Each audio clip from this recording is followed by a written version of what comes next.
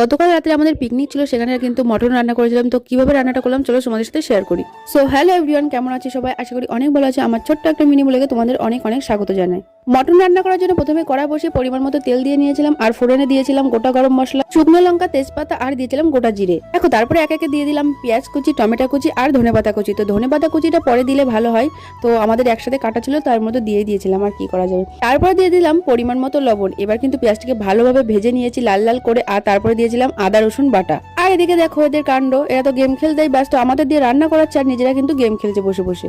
চলো এবার গুঁড়ো মশলাগুলো দেওয়ার পালা। প্রথমেই কিন্তু দিয়ে দিলাম পরিমাণ মতো হলুদ, তারপরে দিয়ে দিলাম পরিমাণ মতো লঙ্কার গুঁড়ো, তারপরে দিলাম পরিমাণ মতো জিরের গুঁড়ো আর দিয়ে দিলাম ধনিয়া গুঁড়ো। এবার কিন্তু মশলাটাকে ভালোভাবে কষিয়ে নিতে হবে, যতক্ষণ না তেল ছাড়বে ততক্ষণ কিন্তু মশলাটা কষাবো খুব সুন্দরভাবে। আর এদিকে দেখো বন্ধুরা, মাংসটাকে কিন্তু বেছে খুব সুন্দরভাবে ধুয়ে রেখে দিয়েছিলাম, আর তার মধ্যে দেখো মশলাটা কিন্তু খুব সুন্দরভাবে কষানো হয়ে গেছে, তেল ছেড়ে দিয়েছে, দেখতেই পাচ্ছ। এবার কিন্তু মাংসটা এর মধ্যে দিয়ে দিয়েছি, তার তেলগুলো আলাদা রেখে দিয়েছি, পরে যখন জল দেবো তার মধ্যে দিয়ে দেবো, না হলে তেলগুলো একদমই গলে যাবে।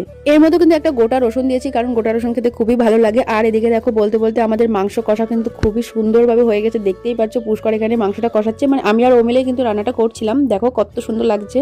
তারপরে আর কি জল দিয়ে দিয়েছিলাম, আর খুব সুন্দরভাবে গরম মশলা দিয়ে নামিয়ে নিলাম। মাংসটা তো দেখো কালারটা একবার দেখো, জাস্ট অসাধারণ লাগছিল। সবাই যেহেতু রাত অনেক হয়েছিল, তো সবাই কিন্তু খেতে বসে পড়েছিলাম। আর এদিকে দেখো পুষ্কর কিন্তু সবার মানে প্লেটে তুলে দিচ্ছে মাংসটা। আর এদিকে মিতা আর সাগর যেহেতু খাসি খায় না, তার জন্য ওদের জন্য কিন্তু বিরিয়ানির ব্যবস্থা করা হয়েছিল। আর এদিকে আমার সোনা পাপাও কিন্তু খেতে বসে পড়েছিল। তো সবাই মিলে প্লেটে ভাত নিয়ে মাংস নিয়ে খেতে বসে পড়েছি। মাংস রান্নাটা কিন্তু খুবই দারুণ ছিল, মানে খুবই টেস্টি, যাই বলো না কেন, নিজেরা রান্না করেছি বলে না, খুবই দারুণ ছিল। তো খাচ্ছি আর মুখের এক্সপ্রেশন থেকে বুঝতেই পারছো। তো ভিডিওটা এটুকুই ছিল, ভালো লাগলে একটা লাইক করো। টাটা, লাভ ইউ অল বন্ধুরা।